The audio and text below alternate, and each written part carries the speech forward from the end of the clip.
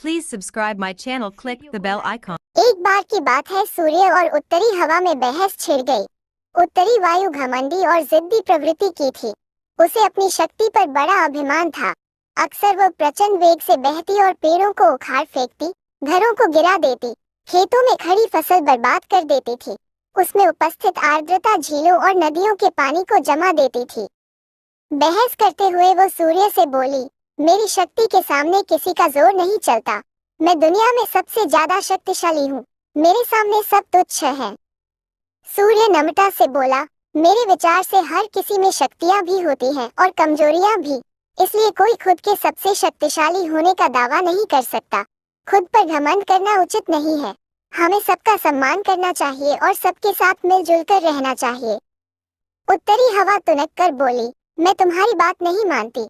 मैं सबसे ज्यादा शक्तिशाली हूँ और ये मैं तुम्हें साबित करके दिखाऊंगी। ऐसी बात है तो अपनी ताकत साबित करने के लिए तैयार हो जाओ।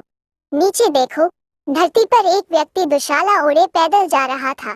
तुम उसकी दुशाला उसके शरीर से हटा दो, मैं मान जाऊंगा कि तुम सबसे ज्यादा शक्तिशाली हो।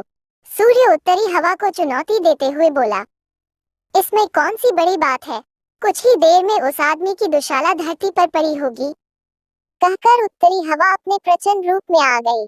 धरती पर धूल भरी आंधी चलने लगी, पेड़ पौधे लहराने लगे, सूखे पत्ते व अन्य सामान उड़ने लगे, मौसम ठंडा होने लगा। पैदल जा रहे व्यक्ति की दुशाला भी हवा के वेग के कारण उड़ने लगी, लेकिन उसने उसे पकड़ लिया और अपने शरीर से कसकर लपेट लिया।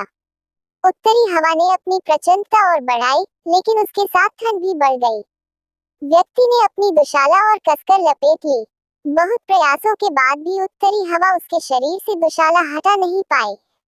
तब सूर्य बोला, अब तुम देखना कि कैसे ये व्यक्ति खुद ब खुद अपनी दुशाला उतार देगा।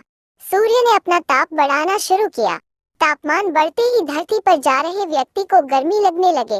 वो पसीना पसीना हो गया। फिर क्या, उसने खुद ही अपनी दुशाला उतार दी। ये देखकर उत्तरी हवा बहुत शर्मिंदा हुई। अपने घमंड के कारण उसे सूर्य के सामने नीचा देखना पड़ा। उस दिन के बाद से उसने अपनी शक्ति पर कभी घमंड नहीं किया। घमंडी का सिर नीचा होता है। कहानी अच्छी लगे तो चैनल को सब्सक्राइब करें, लाइक और कमेंट करें।